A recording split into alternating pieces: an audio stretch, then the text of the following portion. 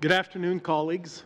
This is meeting number 92 of the Standing Committee on Public Accounts, Tuesday, April 17th, 2018. And I would remind all our colleagues today that we are televised, and so I would encourage you to take your mobile phones and put them onto a silent mode so that you won't disrupt our witnesses or other committee members. Today we are here in consideration of Report 5, Preparing Women Officers for Release, Correctional Services Canada, the Fall 2017 Reports of the Auditor General of Canada.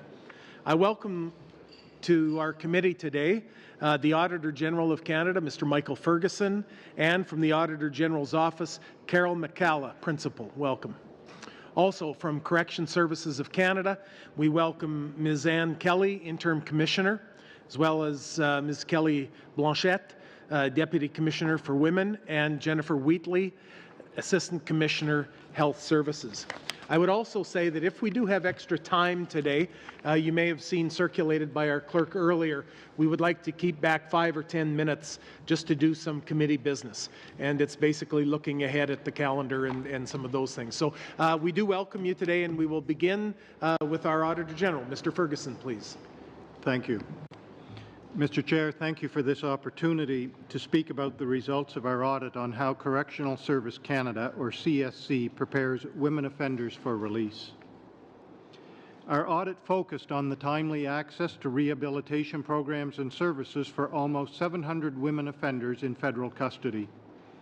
Indigenous women have grown to represent 36% of the women offender population. Although CSC cannot control the number of offenders who receive federal sentences, it can provide them with timely access to rehabilitation programs and culturally appropriate services to prepare them for release on parole. We found that the tool CSC used to assign security levels was designed to assess men, not women. CSC also used this tool to refer women offenders to correctional programs, which is problematic because the tool wasn't designed for this purpose. As a result, some women offenders were held at a higher security level than necessary and were assigned to rehabilitation programs that they didn't need. We found that CSC did not provide women offenders with the rehabilitation programs they needed when they needed them. Most women offenders in federal custody were serving short-term sentences, which often meant that they became eligible for release within the first year of their sentences. However, the majority of women offenders had not completed the rehabilitation programs they needed when they first became eligible for parole, because they did not achieve timely access to them. As a result, they had less time to benefit from a gradual and structured release into the community, which would support their successful reintegration. However, we found that CSC increased the use of Section 84 release plans for Indigenous women offenders, under which Indigenous organizations or communities are part of the reintegration process. Indigenous offenders with these release plans are more likely to be granted parole than other Indigenous offenders. But we also found that access to culturally specific programs for Indigenous women offenders was limited at some institutions. For example, healing lodges were available only in one region and they operated at capacity. We found that offenders who participated in Healing Lodge programs had low rates of reoffending on release. Yet CSC had not examined ways to provide greater access to more Indigenous offenders. We also found that CSC used segregation to manage some women offenders, and about half of the women offenders placed in segregation were Indigenous. We found that despite a reduction in the total number of offenders segregated each year, 20% of segregation placements were for longer than 15 days, the limit recommended by some prisoners' rights groups. 2/3 of sentenced women offenders have been identified as having mental health issues. We found that CSC did not have a sufficient capacity to deliver the mental health services that women offenders needed. Mental health teams were not fully staffed across the women's institutions. And CSC's one psychiatric hospital operated at or near capacity over the past 2 years. CSC had not yet secured additional beds within provincial psychiatric hospitals to address identified shortfalls. We also found that CSC used cells on its segregation range to monitor women offenders at risk of self-harm or suicide without 24-hour access to clinical treatment or support. We are pleased to report that CSC has agreed with all of our recommendations and has committed to taking corrective action. In particular, CSC agreed to no longer place women offenders at risk of self-harm or suicide in cells on the segregation range.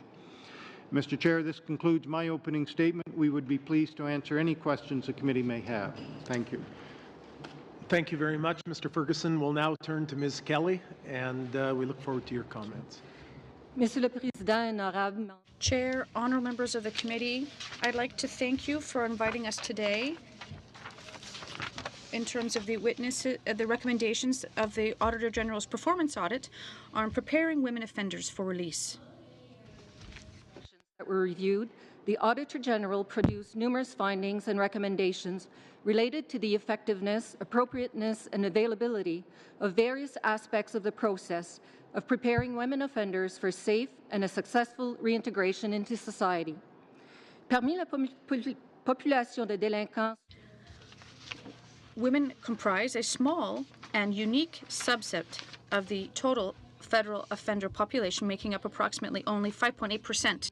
There were a total of 1,387 women under federal jurisdiction, about half of whom, or 679, who were incarcerated in a correctional facility. At the end of the previous fiscal year, the institutional count was 680. So it would appear that for now, the growth of women in custody has subsided after years of growth.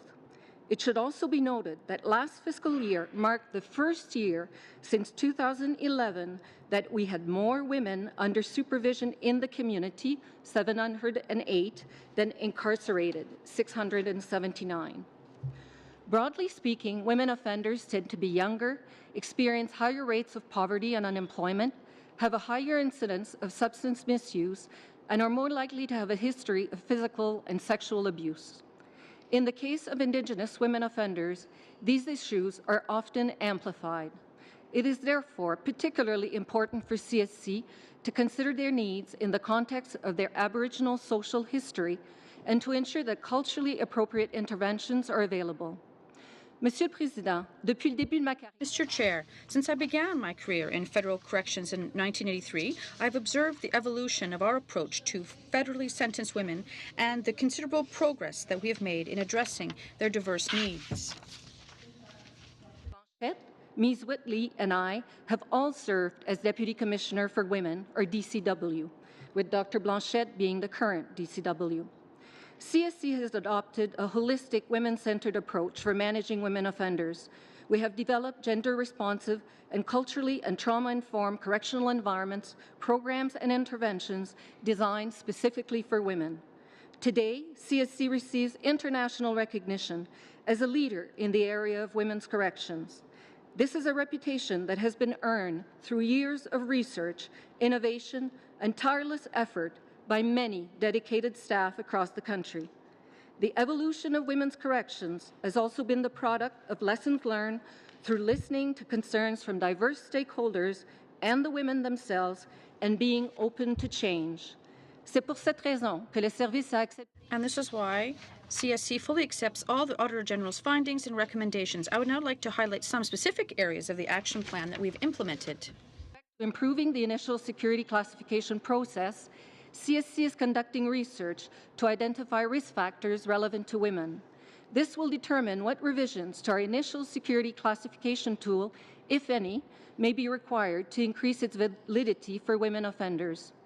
Une autre recommandation touchait l'outil approprié pour orienter les délinquantes. With regard to the recommendation related to an appropriate referral tool to assign women offenders to correctional programs in line with their risk and examine the effectiveness of correctional programs. In policy and commence training staff to ensure that it is used to assign the right intensity programs to women offenders.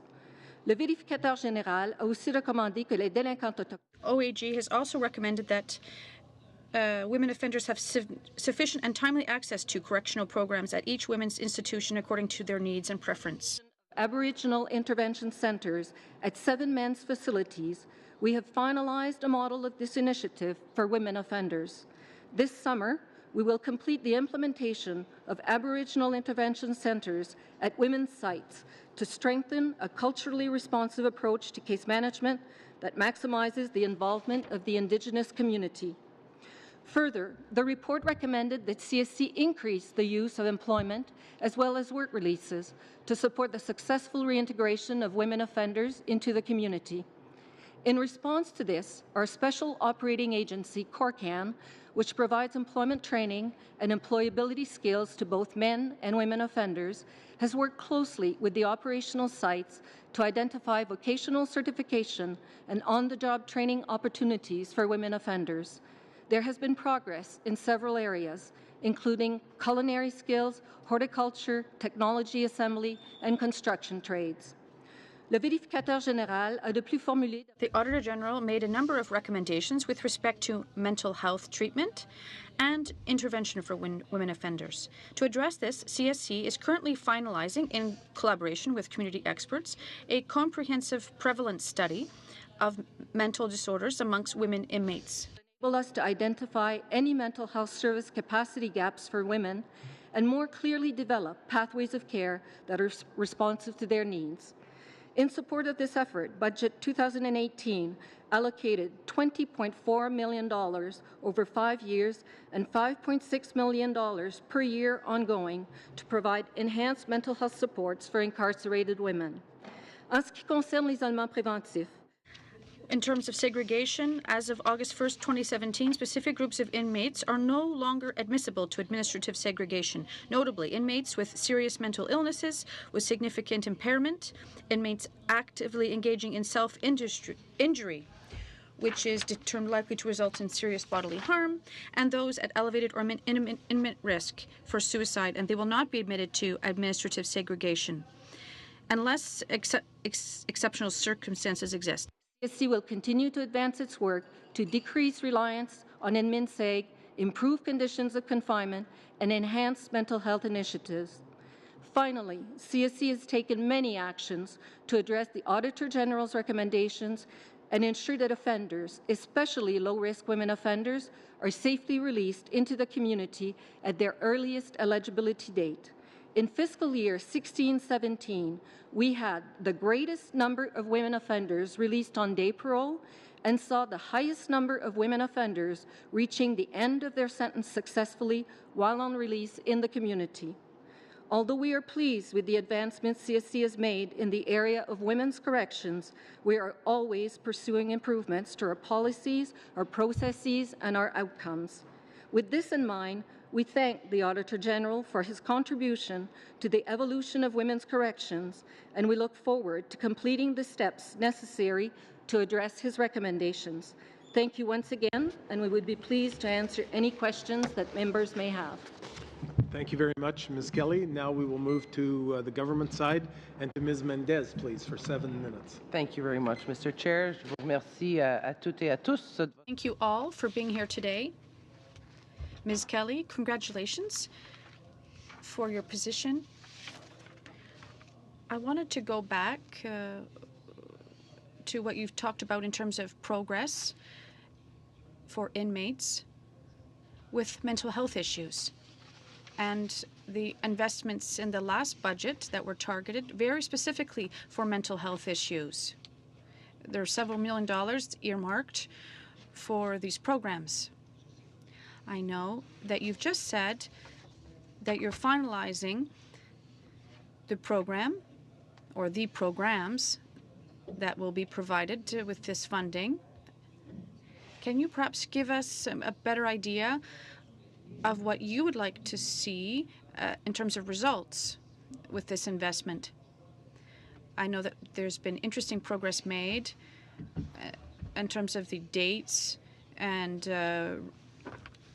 rehabilitation that's done quicker. But in terms of mental health, can you give us more information about what CSC is doing, what will do and is doing to improve things and to improve services for female inmates?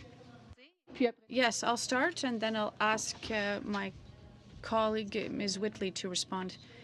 With the 2017 budget, we received funding to improve mental health services for women. We used this funding for intermediate care. With the money we received from the budget in 2017, we are going to provide care to women, particularly those in higher security cells, in maximum security settings.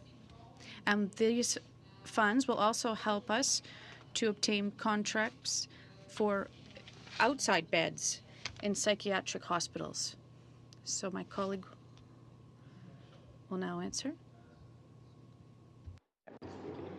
So in response to the Auditor General's report and to continually improve services for women under our care, we've revamped our computerized mental health screening system so that we can ensure that we're flagging the women with the most significant needs. So including those women who just before incarceration were hospitalized or recently diagnosed or have lifetime histories of suicide or self-injury. So we've just recently rolled out a new scoring approach to the computerized mental health screening model so that we can target early interventions, because we know identifying mental illness early and treating early leads to better results, both from a health perspective and then from a correctional outcome perspective. In addition to that, we're just in the early stages of identifying pathways of care for various offenders, men and women, so that we can ensure we're matching the right service with the intensity that individual requires, and so that we can have a continuity of care between institutions for men and women. And just to add to Commissioner Kelly's response, the additional capacity for intermediate mental health care for maximum security women's will allow us to better address their mental health needs close to their communities, close to their family supports, and without disrupting their correctional plan for a transfer to either an outside hospital or to the regional psychiatric centre in the prairies. Certainly if you need hospital care, that hospital care is available, but being able to provide intensive outpatient care, which is essentially what intermediate mental health care is, at the women's home facility really does allow for that continuity with their community relations and with their correctional plan. But forgive me for being a bit confused, but how are you able to do that while they are incarcerated if their communities are 2,000 kilometers away or 3,000 kilometers away? I mean, there are not women facilities all over the country. So how do you, sorry, I'm just a bit confused there. Did you want Ms. Blanchette. So certainly distances are a challenge for the women under our care. Trying to keep the women within their region is, for some women, certainly important. So better if you're from Atlantic Canada to be at Nova than to be in the prairies to be at our psychiatric hospital. But in addition to that, the women offender sector has worked to improve the use of technology to facilitate contact between families and their incarcerated family members. Did you want to speak about that, Kelly?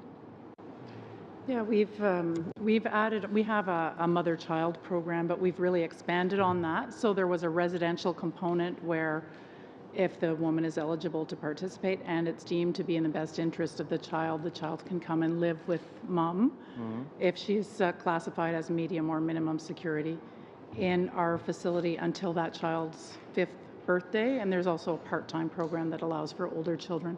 But we also have instituted video visitation for families.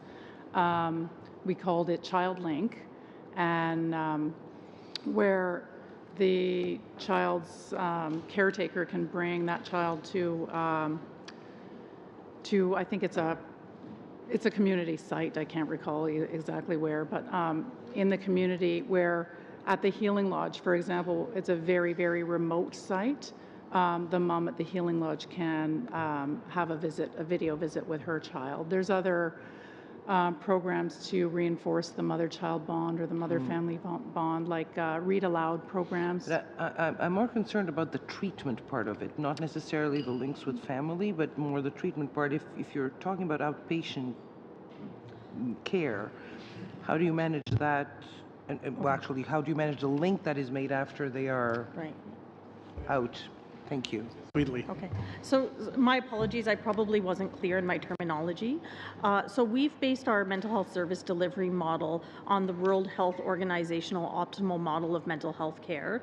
So that model speaks to providing self-care, primary care, and then what we call intermediate care, but outside of corrections would be considered outpatient care. Okay. So intermediate care is what Budget 28 has provided us money to do for maximum security women in particular. Okay, thank you. Thank you, Ms. Mendez. We'll now move to Monsieur Deltel. Monsieur Deltel, vous avez 7 minutes. Thank you, 7 minutes. Chair. I was wondering if your French is still improving. Ah, oui. I can confirm that. Thank you so much.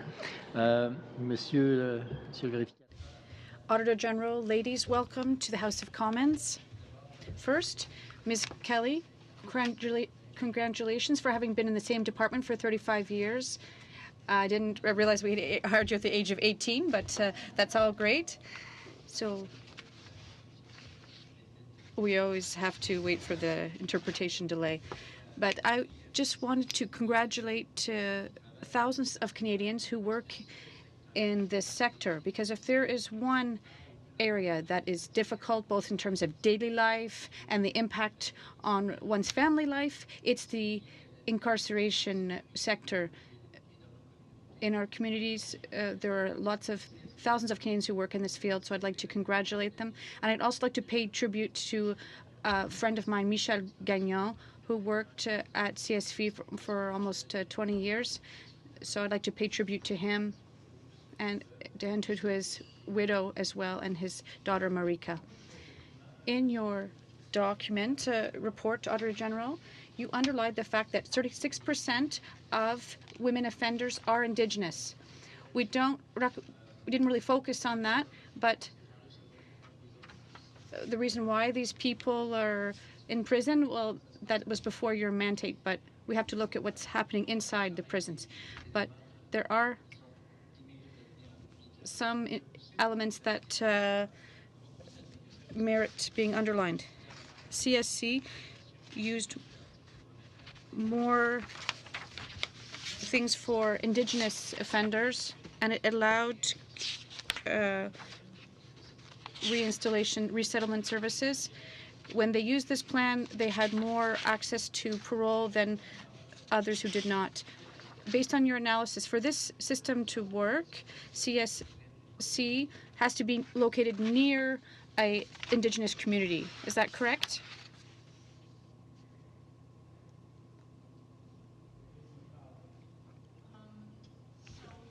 Access to Section 84 release plans. These are release plans where the CSC works with the community. Community organizations can be on reserve or in urban centers to supervise the release of offenders, and we found that they have been increasing the use of them for Indigenous offenders, and generally they are very successful. More Indigenous offenders who are under a Section 84 release plan successfully complete their supervision than not. And we encourage correctional services to continue using this option. There's another option available, which are Section 81 releases or Section 81 agreements, which are healing lodges available to Indigenous offenders. And there has been calls for CSC to increase the availability of healing lodges. Currently, there are only 2 healing lodges available for Aboriginal women in Saskatchewan and in Alberta. There are none in the eastern part of the country.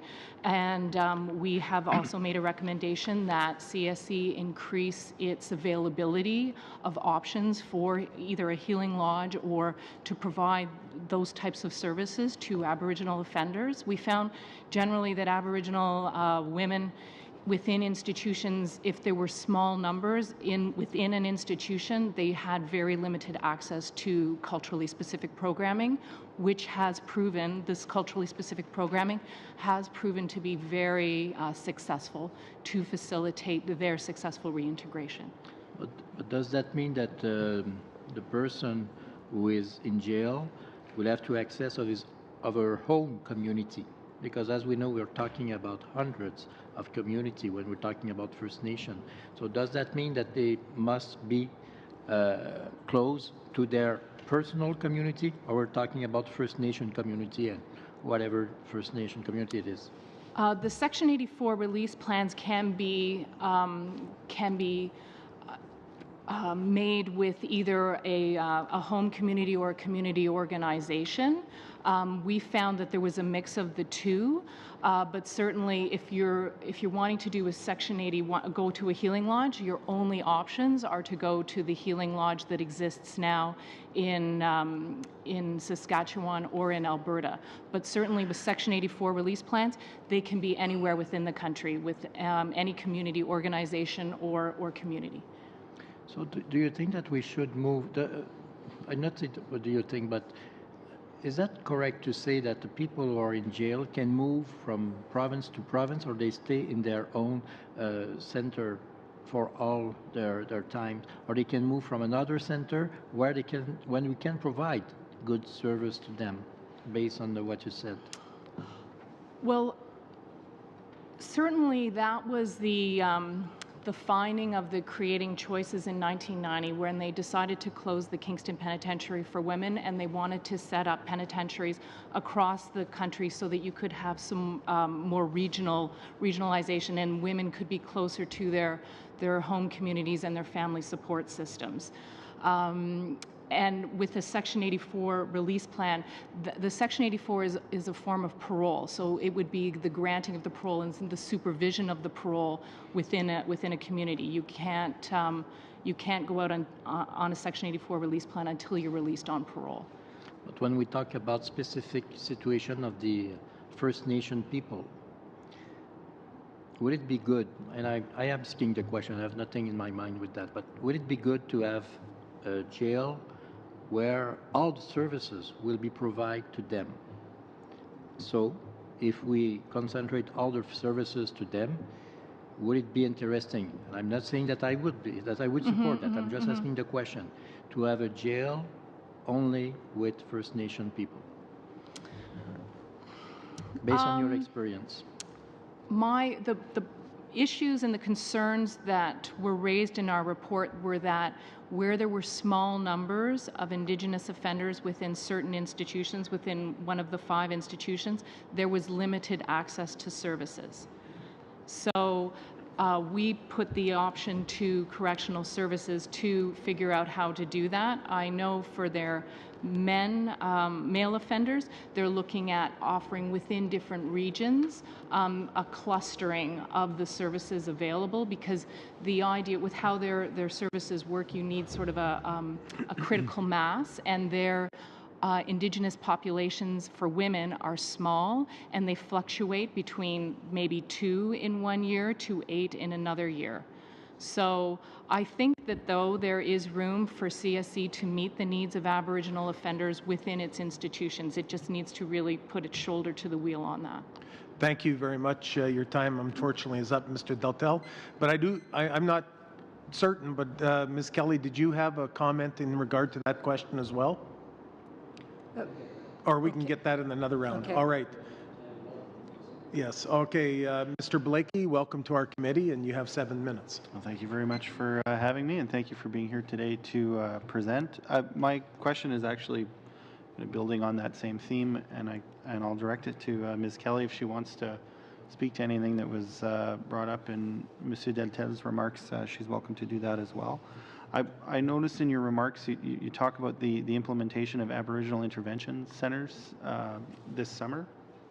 And in the Auditor General's report, one of the things that was highlighted was the lack of healing centers outside of the one region where they're offered. And I'm just wondering if you could speak to the difference between Aboriginal intervention centers and the healing centers, or would they amount to the same thing, or is there a difference? And if so, what progress do you anticipate on the front of the healing centers?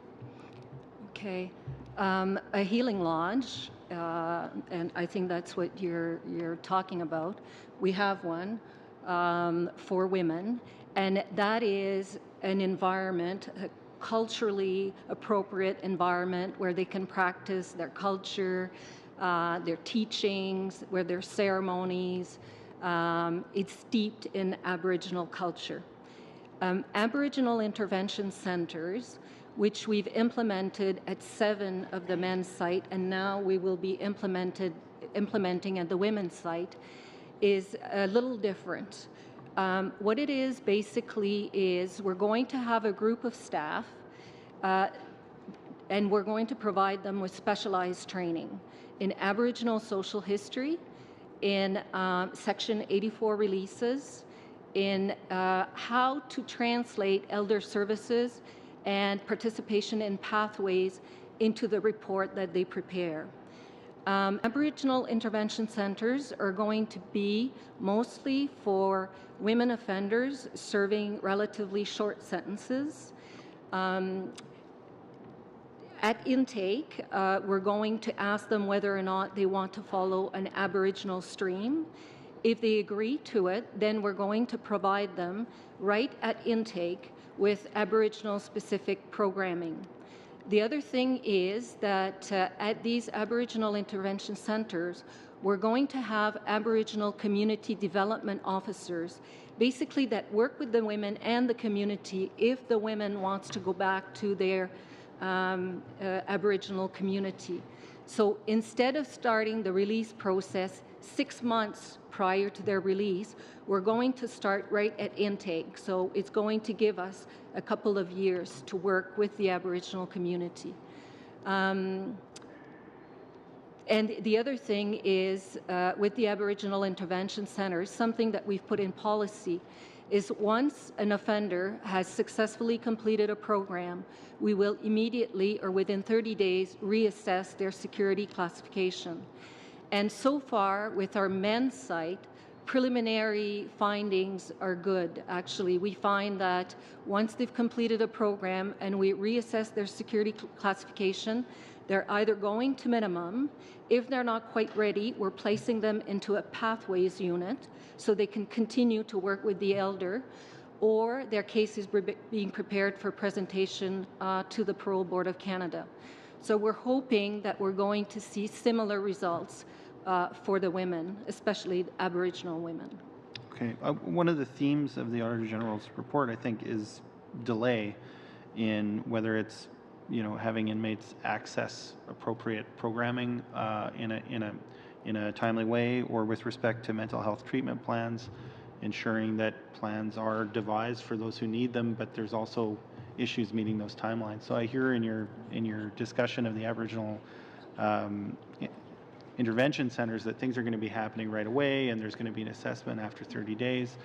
What are you doing to try and ensure that you don't meet the same problems? Because one of the things that it seems to me is coming out of this report is not that correctional services doesn't have the right kinds of programming or hasn't done the kind of upfront policy work, but the problem is in timely delivery of those services. So what are you doing within the Aboriginal intervention program to ensure that you don't encounter the same kinds of delays that mean that, and especially if it's for inmates who are there for a short term? Obviously, it's important that they access services quickly. So how do you move from saying it, because there were some things in the report where CSC seems to have the right policy, to ensuring that it's actually happening in a timely way? I would say focus. For us, this is really important. Actually, what's happening in the Aboriginal Intervention Centres, we are tracking. So we're tracking when they're coming in, when they're being assessed, when they're being placed in the program, how long the program is, when the program is completed, how long it takes before they're reassessed. The other thing is we're ensuring that we're aligning our programs to the offender population needs. So then that's important. We're also ensuring that we have the right number of Aboriginal program officers. We're also going to have increased elder services in our Aboriginal intervention centres. So, as I said, preliminary findings with the Aboriginal intervention centres for men are good. I think there's room for improvement, actually. But this is something that we monitor, and we'll be doing the same for the women offenders. So in terms of the tracking of information on people moving through that program, entry date, exit date, outcomes, is there any particular tool that you're using, software or whatever else, to implement that tracking? And if so, I mean, could that not be applied to other types of inmates, whether it's inmates with mental health needs or whatever else? Like, can the success that you're seeing in that area be rolled out across the system? And are there tools that you're not using in the rest of the system that you could be using in order to have the same amount of information and be able to make the same kind of assessment as to whether or not new policies are actually getting the desired effect? Mm-hmm. Well, we certainly have lots of tools, and in a number of areas, actually, we track our progress. Now, you mentioned mental health more specifically, and I'll turn it over to Jennifer because, again, we do track that as well. Ms. So Wheatley. just at the time the Office of the Auditor General was coming in to look at how we prepare for women for release, we were just finalizing the rollout of our first ever electronic medical record.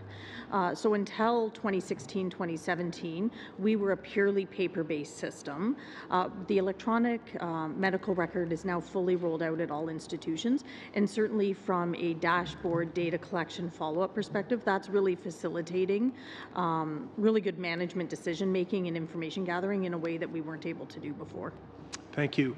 We'll now move to Ms. Yip, please. You have, I think we're still in the 7-minute round. Yes. Thank you. It's on. Okay. Good afternoon. Thank you for coming. I read with sadness about the number of women offenders serving federal sentences are over 38% over the last decade. Why is that? And also that Indigenous women account for 33% of all women incarcerated. What has happened that there's been such an increase? So there, you're right, there has been an increase. Actually, I have the warrant of committal admissions for the last 10 years. So between 2006-7 to 2016-17, for all women, there was an increase of 30%. So, and this is, again, warrant of committal admission. For Aboriginal women, the increase was 37%. Now, in terms of admissions, we can't control that. So CSC administers the sentence. So I can't really speak to why they're coming in. What CSC can do, though, is impact the length of time that they serve with us. And some of the initiatives that we're discussing today is actually to reduce the amount of time they spend with us. So that's why we want to ensure that they have access to programming in a timely way, that we do case preparation as well in a timely manner so that they can be presented to the parole board for a decision, for a release decision. Because certainly in terms of results, and I'd like to share that with you, percentage of women being released on day parole at the end of 15-16 was 61 approximately percent. At the end of December 31st, 2017, we were at 79%. So there's been a lot of progress achieved, and we're actually very, very proud of that. The other stats that I would like to share with you is the percentage of women that have reached their expiration of sentence without readmission to custody. At the end of fiscal year 15-16, we were at 61%, and now we're at 70%, which as well is progress. I mean, there's always room for improvement, but in answer to your question, in terms of warrant of committal, that's not something that we control. Thank you. That is indeed improvement. It's been said that healing lodges offer a softer form of incarceration. Have there been studies in showing that it has been effective for the women going there? Just in terms of the healing lodge, and then I'll turn to Dr. Blanchette. So we have a healing lodge in Maple Creek for women. Now, the women that go to the healing lodge have to be medium or minimum security women. Again, the healing lodge, this is where you can practice your Aboriginal culture. I'm not sure I would say it's softer. Certainly, it's because also the women are, in terms of their security classification, it is lower. I believe there has been studies done, and I'm going to turn it over to Dr. Blanchette. Well, I can't speak to the studies. If there are studies done, certainly not with respect to federally sentenced women specifically. There might be studies on the effectiveness of healing lodges for men. I can look into that, but I don't have the answer for that. But I just wanted to add as well that we do have a great partnership. So in addition to our own Correctional Service Canada Healing Lodge, we have a partnership with Buffalo Sage Wellness with Native Counselling Services of Alberta. So in Edmonton, we have a contract for Section 81 and 84 beds with Native Counselling Services of Alberta. It was 16 beds up until late fall, where we expanded to 28 beds. So we do have 28 beds for women there who are classified mostly minimum, but they do, on a case-by-case basis, they will take medium security women as well. And we continue to explore those kinds of partnerships so that we can broaden the accessibility to Indigenous women. All right. So with respect to the mental health needs scale, I'm just wondering, when will CSC develop a new and revised mental health needs scale? I just find it so important to be able to assess them properly, especially with respect to mental health issues.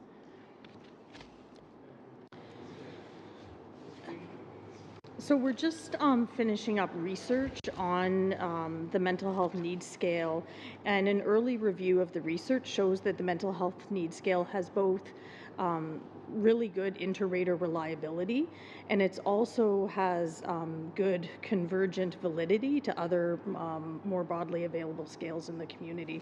So based on that research with our population, comparing to scales that are used in the community, we're showing really good validity for that scale.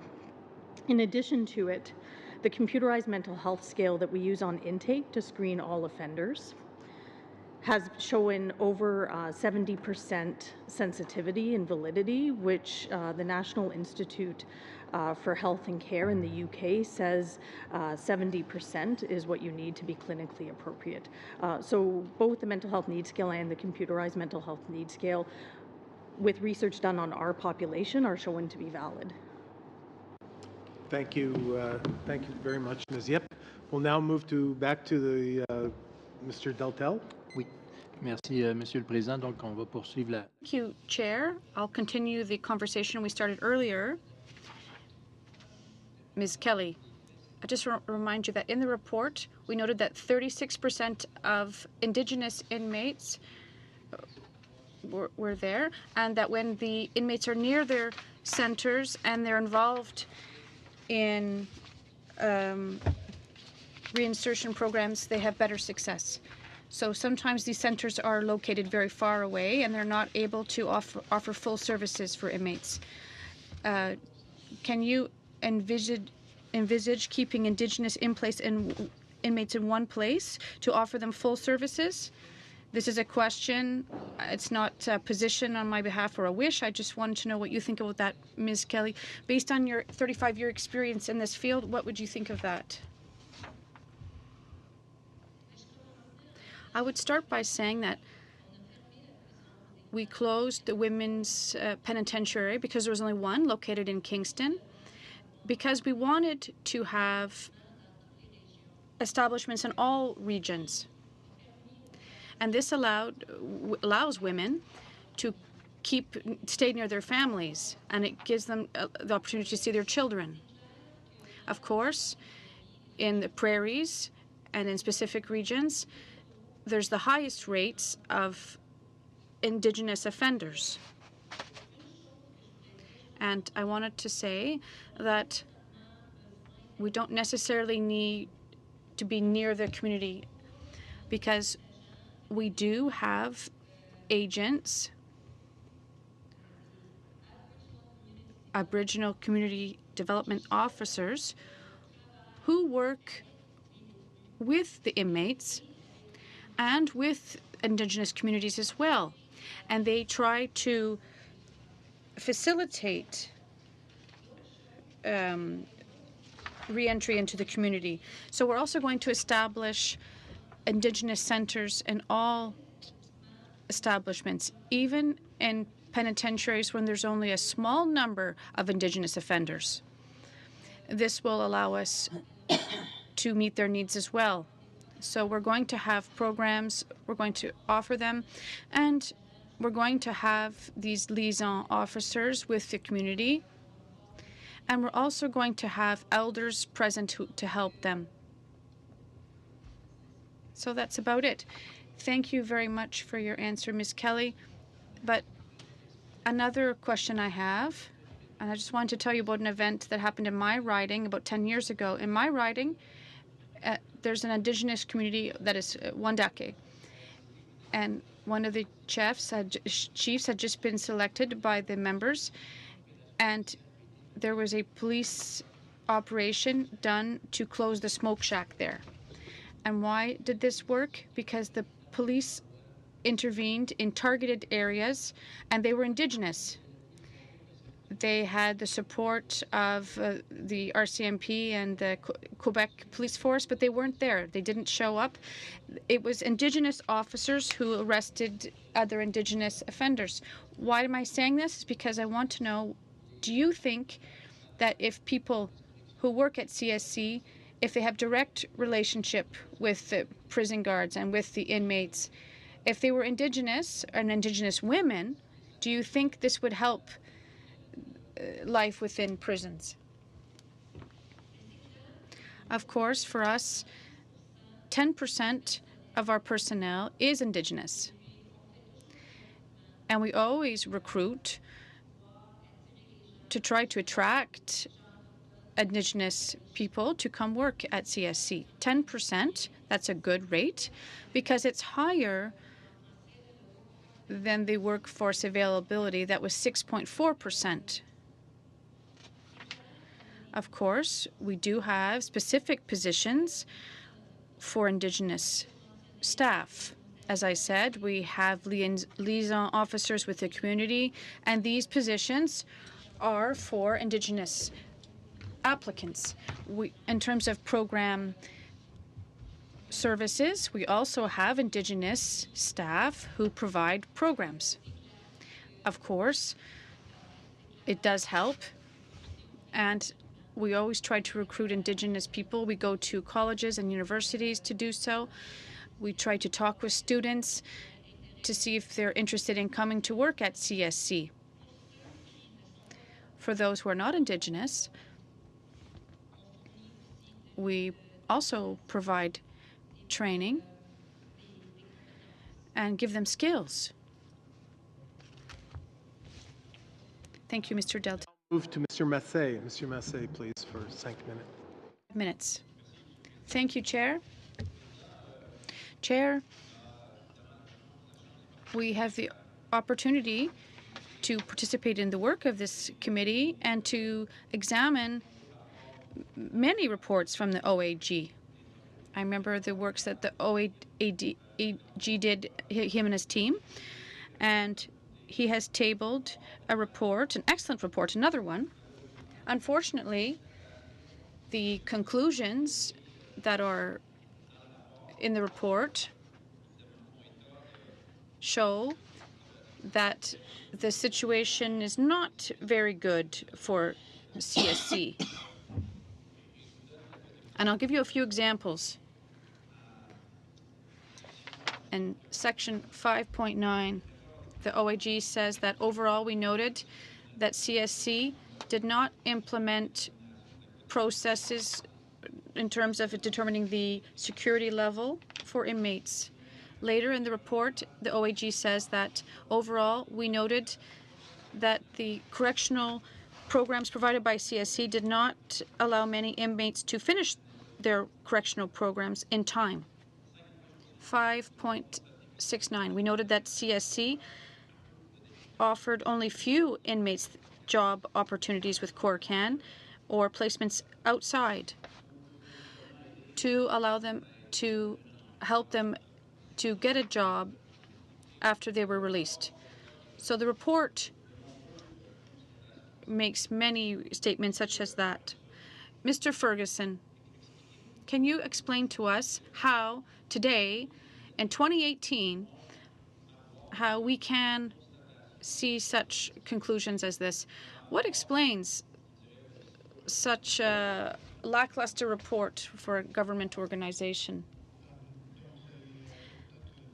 It's difficult to say. I think Ms. Kelly has said that there's a need to focus on all the aspects for these inmates. We have to understand all the various pieces of the sentence that are carried out. We have to determine whether these offenders are offered the necessary programs in time and in terms of mental health services as well. In the past, there was a certain lack of focus on all the important aspects for these offenders. Thank you.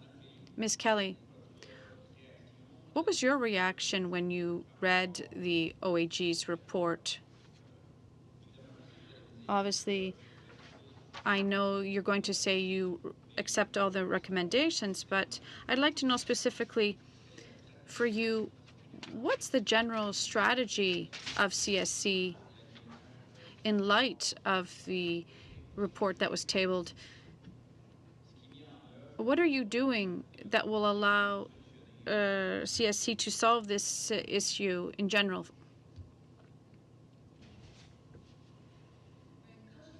When I read the Auditor General's report, clearly it says that we have improvements to make. For us, this is important to make such improvements.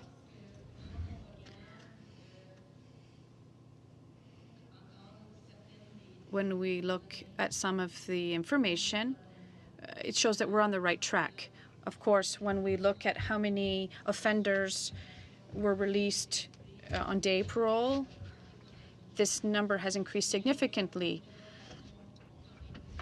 And there is a decrease in other areas. So our strategy is to set up these Indigenous centers for Indigenous offenders who are women, because they represent 39% of the prison population, which is a high rate. And we're also trying to focus on results. And for me, I'm an interim commissioner, but today at our management meeting, we talk about results. And tomorrow, we're going to talk about results for Indigenous people. So we really have to underscore what the problems are and what we have to do to improve. And then we have to see what progress can be made. And little by little, I think we're on the right track. Thank you, Ms. Kelly. Thank you, Mr. Massé. Your 5 minutes is already up. Mr. Deltal, we're back to you. Oh, Ms. Harder, rather. Thank you. Sure. Thank you so much for coming and being with us today. My first question has to do with regards to trauma counseling and substance abuse and counseling around that. Now, I would love to ask you questions with regards to preventative measures because there are far too many people, period, in correctional facilities in Canada, but definitely far too many women. Now, I understand that the scope of your report doesn't go into prevention, really. It really deals with the system as it exists today. So that said, Mr. Ferguson, my question then is, based on the recommendations that were provided in the report, I'm wondering if you can elaborate a little bit more in terms of access to substance abuse treatment or trauma counseling for female inmates. The reason I ask this is because Ms. McCullough actually came to the Status of Women Committee a number of weeks ago, and during her time there, one of the things that she brought up is that the incidence of physical and sexual abuse is actually very high among these women. They themselves have experienced trauma and have had crimes committed against them in their lifetime, which then may cause them out of that pain and their background to then commit further crimes. So they themselves have been victims. What kind of recommendations are you offering in terms of how best to respond to that fact? So I think the important thing is, when these women enter into the correctional system, their needs need to be assessed to see what type of programming that they need to have, and that needs to happen very early on. The Correction Services has, many programs in place, and we didn't notice any particular problems with the programs per se. What the problems were with the access to the programs. So I think what's important for these women, when they do come in with that type of a background, that they very quickly get into the programs that have been identified that can help them. They get through those programs, they get to the point where they can be paroled, and therefore they can have support as well as they are trying to reintegrate back into the society. So I think what is important is making sure, again, that all of those programs are actually available. They're available when they need to be available. They're delivered as quickly as they can be. There is the reassessment at the end of the program, and then that gives the women a longer time to try and get reintegrated back into the community in a safe way. So in your estimation then, based on the report, you would say that the programs themselves are fine, but it's actually the access to those programs that is the issue? I'm going to ask Ms. McCullough to comment on what we would have done in terms of looking at the quality of the programs. We looked to see if CSC had itself evaluated the effectiveness of the program, and they had conducted recent evaluations of their correctional programs for their general stream of correctional programs as well as their specialized programs for Aboriginal women. For their general stream of programs, they looked primarily to see their impact on reoffending. So once women were released into the community, if they returned, and they found that they didn't have a significant impact. However, for their Aboriginal women, they did find that they had an impact. And a key challenge for CSE is that women do not tend to reoffend. They have a very low rate of reoffending once released, so the impact of these programs was very hard to identify.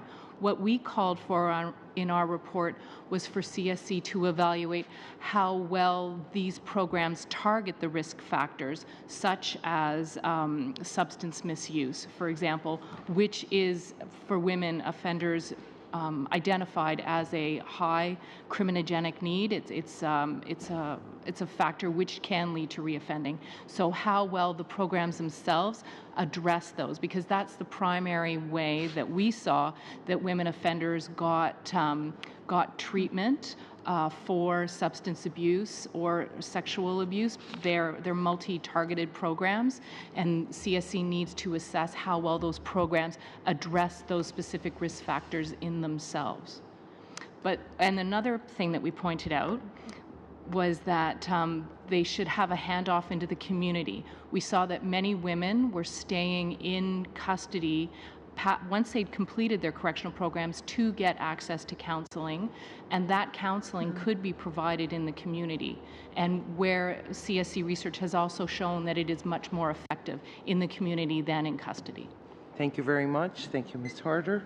Mr. Chen, thank you for... Yes. Thank you, Madam Chair.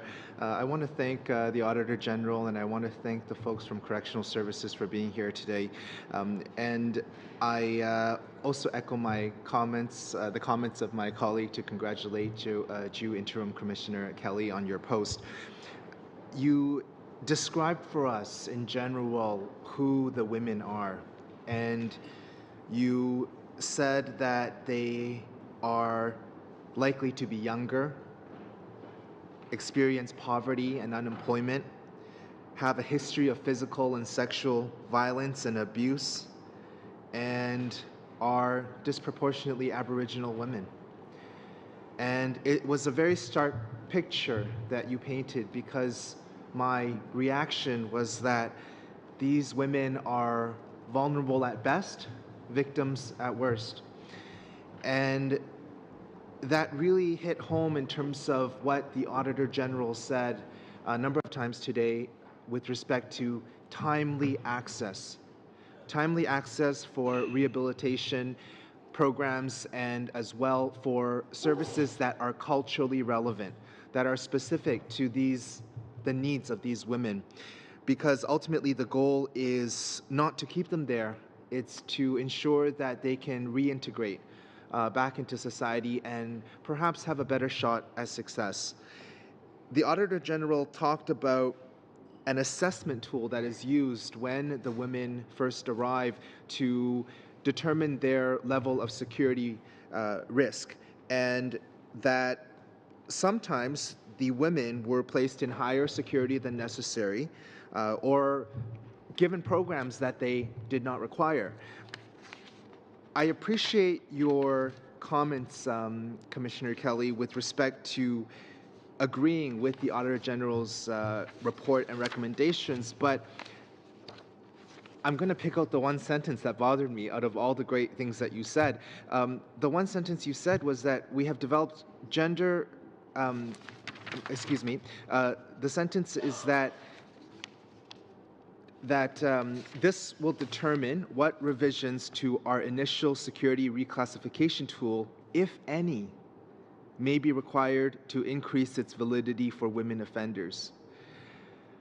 I found that a bit contradictory, because on the one hand, you've agreed with the Auditor General, his findings, his recommendations, and on the other hand, you're saying that, well, if there are changes that are needed to the tool, perhaps you can shed some light on what you mean by that. Do you agree that the tool needs to be re-examined and changes need to be made, as the Auditor General has pointed out? Again, I'll start with the answer and then turn it over to Dr. Blanchette. For the initial security classification, and there's two things, I think. So to classify a woman, maximum, medium, or minimum, we use the custody rating scale.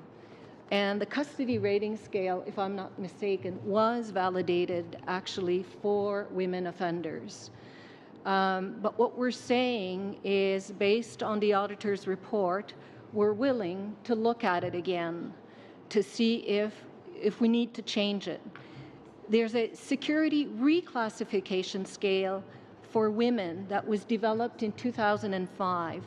And that's specifically for women. Actually, it was based on a sample of women offenders.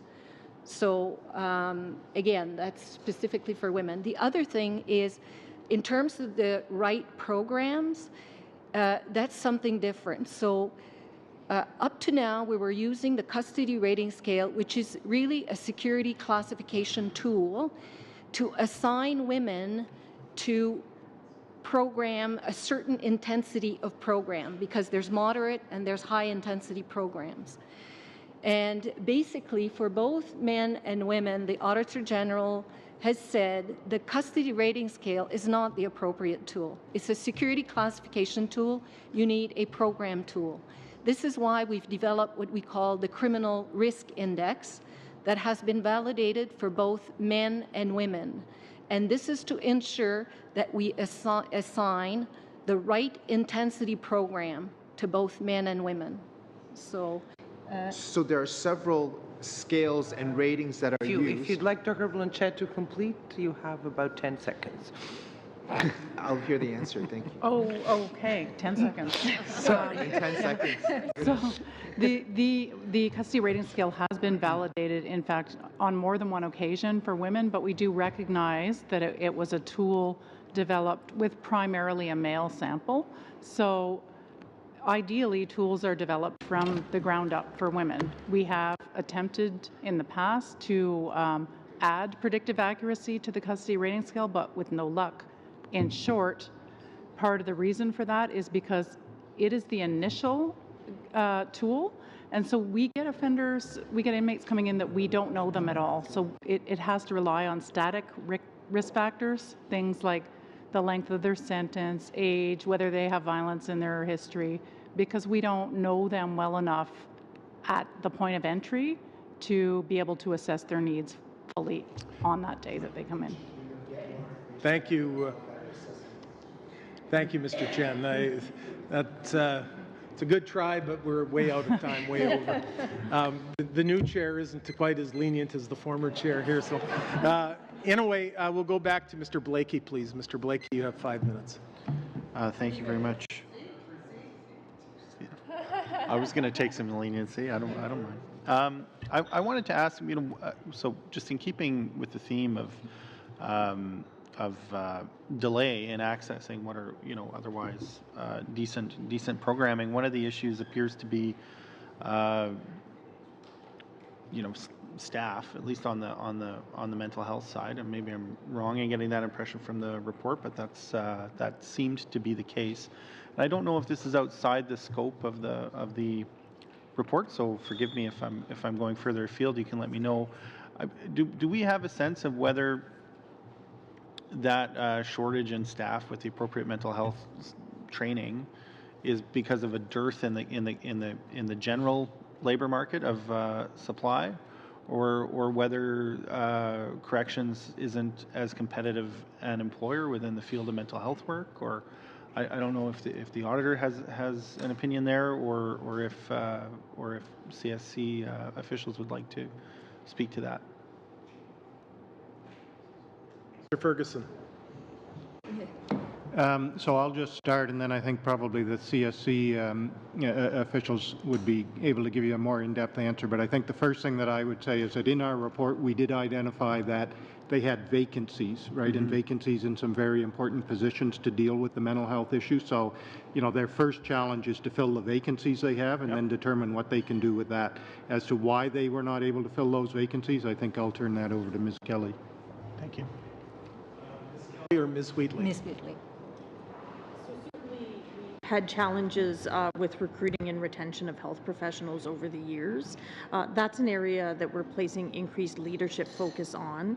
We've dedicated health recruiters in each region because it really is a recruitment, but it's also a retention issue. And I think that's the piece that we've recently made the most progress on. So it's one thing to recruit a new nurse, a new psychologist, a new physician, but we work in a very challenging environment. But we also work in an environment where, as a health professional, if you want to work with very vulnerable patients with very complex issues, we're really the place to be. So in addition to recruiting, what we're focusing on now is assisting our staff, our new staff, with that transition into a correctional environment. So giving them mentors outside of their chain of command they can link to, providing them more orientation to the workplace so that we can really retain the staff that we have recruited. And we've made, I think, some pretty significant progress over the last year, in particular in Prairie region, where recruitment tends to be one of our more pressing issues. Okay. Thank you, Mr. Blakey. We'll now move to Mr. Area, please. Thank you, Mr. Chair. Commissioner Kelly, I should say that I'm quite impressed that the Correctional Service Canada is recognized as a leader internationally in women's corrections. You have served CSC for 35 years, and I'm sure your colleagues also have very long service in Correctional Canada, and it is because of the hard work of you and your colleagues that CSC is internationally recognized. What I'm more impressed is that even after achieving such a good level, you're still open to the idea that better is always possible, that you're still open, exploring the ways how to improve what is already the best. That's a good job. You have 5 regional institutions. If I am right, the average size of inmates in each of them is about 150. And in each of these institutions, about 50 of them are indigenous offenders. And within that 50, there are some are young, some are mentally ill. So my question is that with that small number, is it economically viable for you to offer culturally sensitive programs at all institutions? Again, it goes back to a comment I made before, that the fact that we opened these regional facilities was really to keep the women in their home community, to allow them to have visits, if they have children, to allow the children to go and visit them. So now, I understand that. I'm sorry, my time is very limited. I apologize for cutting you off. My question is that, is it economically viable for you to offer culturally appropriate programs at all 5 regional institutions? Yes, because for example, in Quebec, we have fewer Aboriginal offenders, but we still have enough that we need to do something. Some of them obviously want to go back to their communities, and that's why we are, as I said, putting into place these Aboriginal intervention centers so that we can offer the appropriate programs and services to those Aboriginal offenders. Our greatest concentration, though, is in the prairies and the Pacific region. No, because for us sitting here, we want, of course, every institution should have the best that what you can offer, but sometimes I don't know whether it is possible to do that. Okay, coming back to the remaining about 65% offenders who are not Indigenous, what programs do you have for them? We have actually a series of programs. Again, we have an engagement program for all women offenders. We have also moderate and intensity programming, as well as community maintenance programming for offenders. And I'll turn it over to Ms. Blanchette. So we do have two streams of correctional programs, and it's, if you picture it like building blocks, like Lego blocks. So there's the engagement, as the Commissioner was saying, and then we have moderate intensity, high intensity, and then community programs. So the Aboriginal stream is 80% elder assisted, so the elders there 100% for the engagement component, 80% for the remainder, and they co-facilitate the program. There's smudging ceremony. And this 65% of the offenders who are non-Indigenous, is there any way to further, say, classify them? Is there any way to classify them as, says, how many of them are visible minorities? Yes, we do have those data. Do you have any numbers? Do we have? I don't have them with me. Okay, that's okay. That's not important. Okay. Yeah. And what about the young offenders? You know, I'm told, I think Commissioner Kelly mentioned that the women offenders tend to be young. Many of them, is there any educational program for them to continue their education? Yes, any offender that comes in with less than a high school education, then that would be put on their correctional plan, and they would be all offered educational upgrading to get to high school What is level. the size of your biggest institution compared to, in terms of inmates? The smallest one is the Okima-Ochi Healing Lodge with 60, but the smallest of the mainstream facilities is Nova Institution in Truro, and that's 99, I believe, and the largest is 215. Thank you. Thank you, Mr. Area. Just before we go to Mr. Lefebvre, I guess I would ask a question on behalf of the table here. You know, to our Auditor General, any time that we get your report, I tend to quickly look at the problems when the report was undertaken, and then at the recommendations. And in this report, you have 10 recommendations. I mean, we've seen reports where there's been 3 or 4, maybe 5 recommendations, but we see a lot of recommendations in this report. I also look at the Correctional Service Canada detailed action plan, and it looks like, you know, all the recommendations are being addressed. Are you satisfied with what you've heard today? Are some of these recommendations that you've brought forward in your report, has their response been adequate? Which ones are the most serious? Have they prioritized the response times and the responses in a way that you believe are serious? Is there anything here that our committee should follow up on as far as perhaps some of those that are most serious? I'll start, and again I'll ask Ms. McCullough to fill in any details. I think perhaps one of the reasons why we have 10 recommendations in this report is because Correction Service Canada has been the happy recipient of 2 other audits in similar areas. Recently we did one on offenders in general, then we did one on Indigenous offenders, and then this one on women offenders. So we've gotten to know their their processes very well about, you know, when people come in and how they assess them. So we know them very well. So, we know going in that where some of the recommendations were going to be, because they are the same issues we've identified before. And then on top of that, we've added recommendations that are specific to women offenders.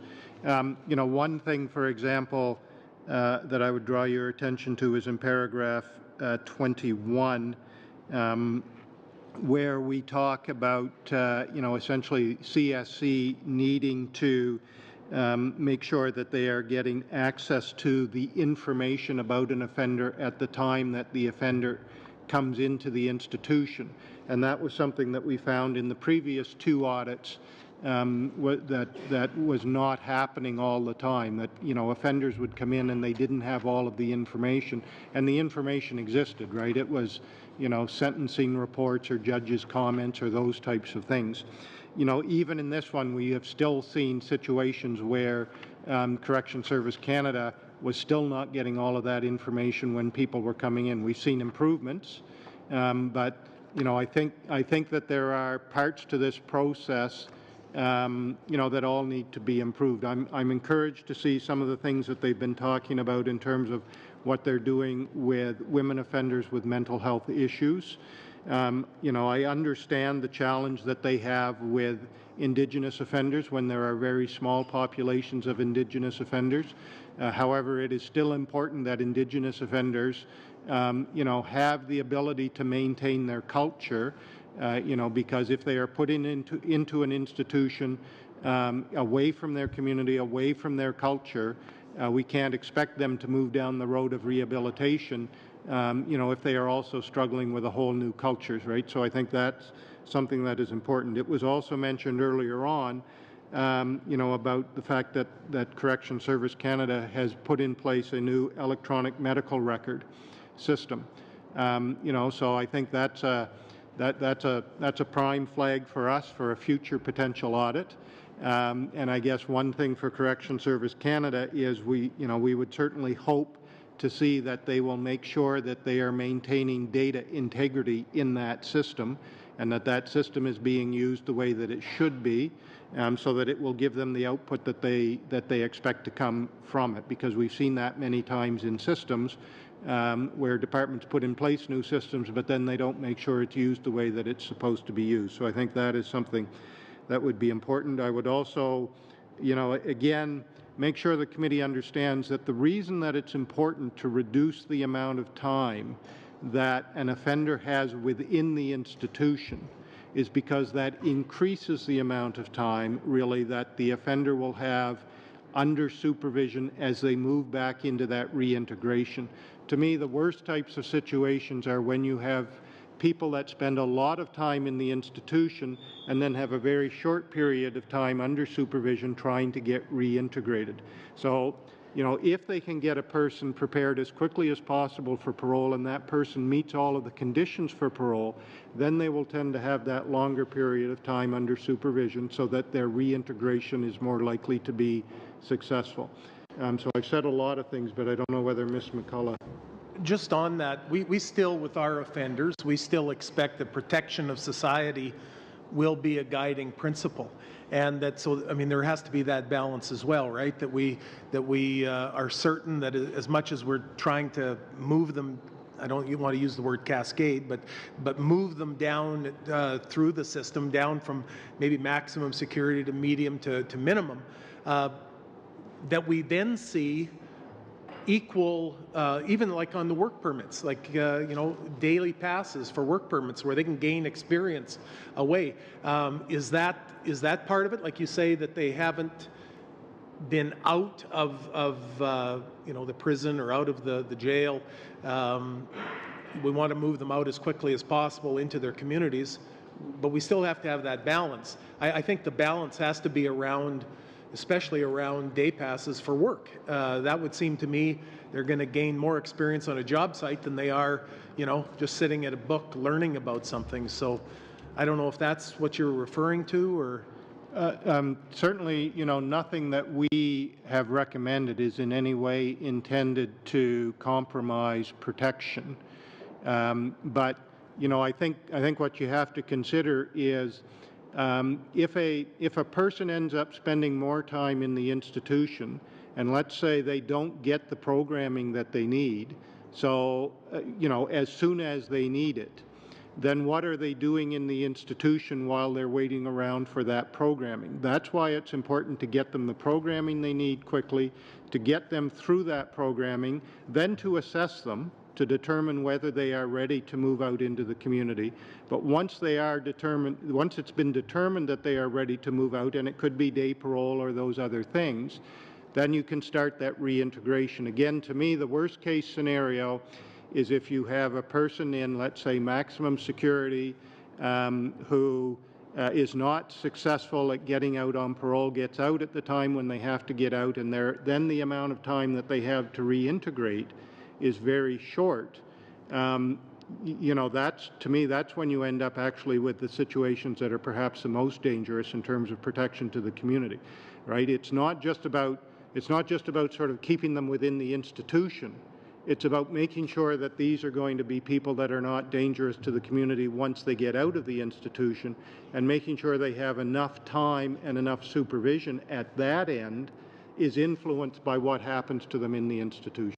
So obviously not necessarily reintegration, but rehabilitation is the goal, right? That they are rehabilitated so that when they are reintegrated, they then can be, hopefully productive citizens and escape the sometimes cycle that they've been caught up in. Ms. McCalla, were you going to add to that, or? I would add that public safety absolutely is the #1 priority, and CSC research has repeatedly demonstrated that parole supervision and a long time of parole supervision, the maximum amount of time under supervision in the community, has the best results in terms of public safety. The decision as to whether or not an offender is ready to be safely released into the community belongs to the parole board. Our argument in this report is that CSC needs to do more to prepare those offenders in a timely manner for presentation to the parole board, where the parole board can ultimately make the decision whether or not it's safe for their release. And so the reason why we have so many recommendations is it is a complex process, and we looked at all of the different gate points in the process up to the preparation for the parole board hearing. Mr. Lefebvre. Thank you, Mr. Chair. I was going to actually go to that route with the questions to the Auditor General, but you went there, so I will change my line of questioning. And actually, if you can take your notes, Mrs. Kelly, page 8. I just have one quick question. I think we're going to end that. Yeah. So page 8, the first full sentence. It says, unless exceptional circumstances exist, pregnant women, inmates with significant mobility impairments, and inmates in palliative care will also not be admitted to administrative segregation. So I'm just curious as to when exceptional circumstances exist. Can you provide me with examples of these exceptional circumstances that pregnant women or women in palliative care could be subject to segregation?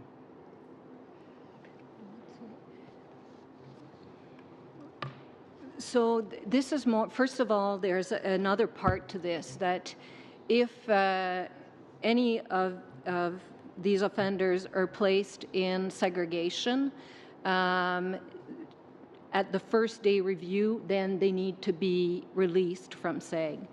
But it could happen that on for example, a Friday night, there's an incident that occurs, a serious incident, and it would be probably less so it would happen less so for women because we don't have very many women in segregation. But let's say but we are talking about women today. It's part of your speech, so that's why something happens on a Friday, and they need to determine the reasons for the incident. Then they may place somebody in seg, but at the first day review, the case needs to be reviewed and they need to be released from segregation.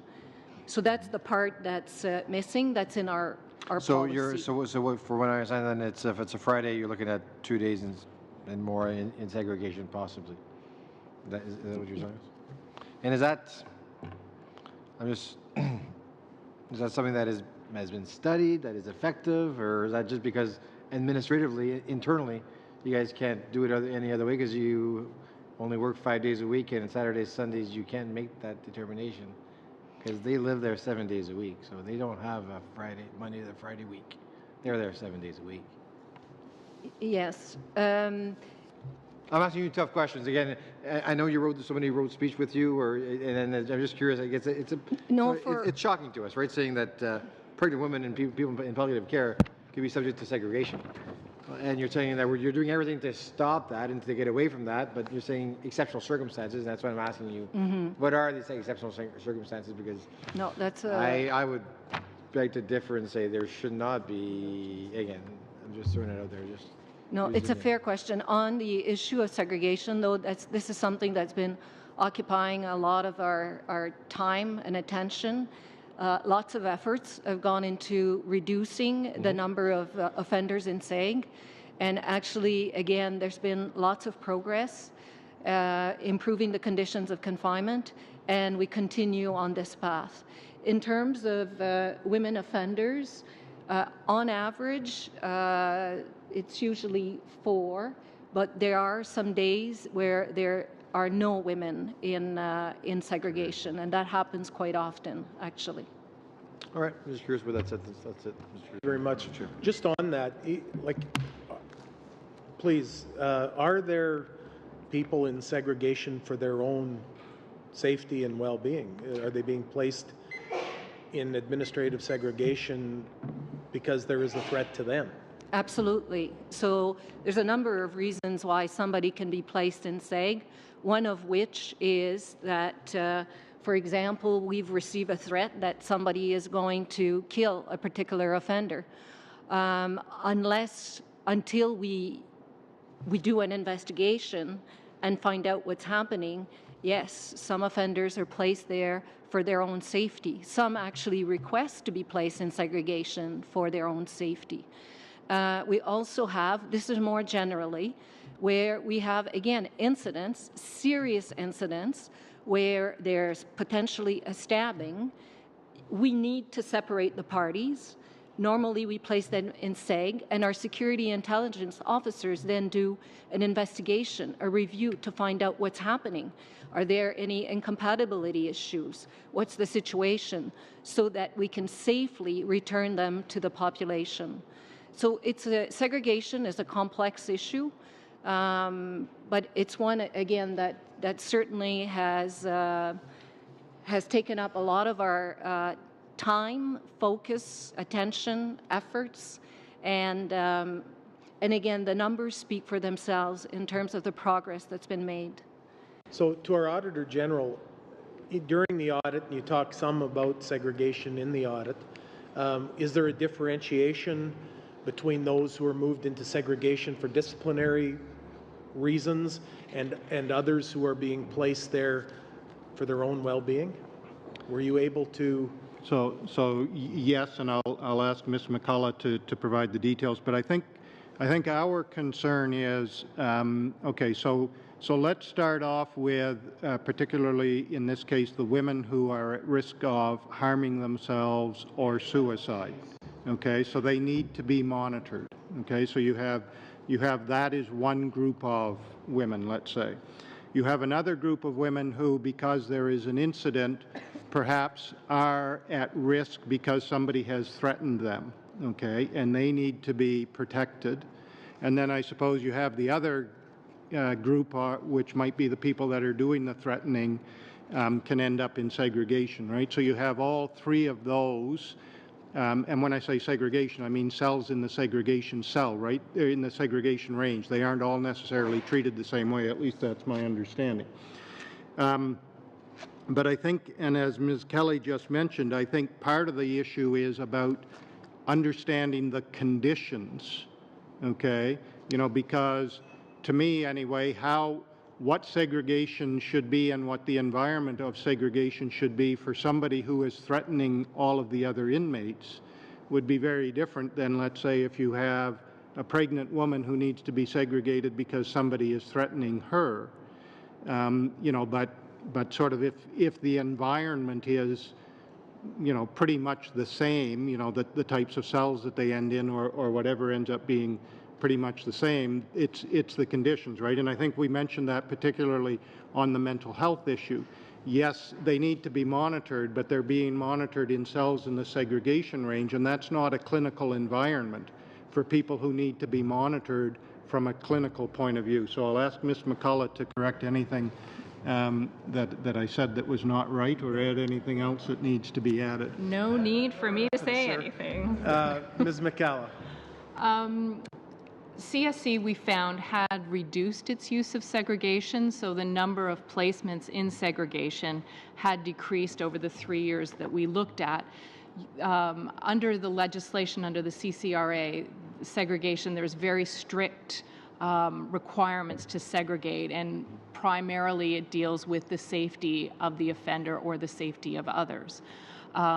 We focused in on the segregation of offenders identified with mental health issues, and that was following the Ashley Smith inquiry, where CSC had committed to restrict its use of segregation for those with mental health issues. And in our audit, we found that CSC had segregated. We took a sample of women offenders identified with serious mental health issues and found that a significant portion of them had been segregated, and some of them for longer than 15 days. So in response to that, CSC has updated its policy to now prohibit the segregation of women offenders with serious mental health issues and significant impairment. Ms. Kelly. And the other thing is, when women needed to be under observation, they were placed under observation in a cell that was on the segregation range. So this is also something that the Auditor General pointed out in his report. And this is something actually that CSC is addressing. So when women need to be observed under observation, what we are going to do is relocate those cells so they won't be part of the segregation range. And Ms. Wheatley can elaborate on that. So for the policy in both the infrastructure, so we did amend the policy in August so that women with serious mental illness with significant impairment are now prohibited from being placed in segregation, men as well with the same mental health needs. And we've worked out the information sharing. So that information, that prohibition on an individual case-by-case basis is available to our operational colleagues, even when healthcare isn't at site. And the measures are put in place then to manage them under mental health observation for their own safety. And we are, as the Commissioner mentioned, putting together a plan to remove observation cells for mental health reasons from the segregation range, taking into consideration the need for these offenders to have access to outside space, to have access to intervention space, to have access to health care. So ensuring that these are the appropriate environment to move them. And that plan is being finalized and will take place over the upcoming years for both men and women. Thank you. I don't have any further questions from our committee members, so I will just thank you for appearing before our committee today. I know it's a subject that not only the committee is very interested in, I think Canadians are as well. We want to be certain that especially those with mental health issues are given the proper needs assessment, the data, the information is collected in a proper way and disseminated so that you can best serve those people with those needs, but also within the confines of a penitentiary in some cases. And so we'll be following with great interest as you work along in meeting these recommendations, and we do follow up on these. I'll make it very clear to you right now. We don't just believe in the one and done, one meeting and we're done with them. We will be following very carefully to see the progress that you make with interest, and we wish you all the best as you do that. So thank you for coming today. We will suspend momentarily and we'll come back just to do a couple small pieces of committee business. After we come back, yes. All right, so we'll suspend. Thank you very much.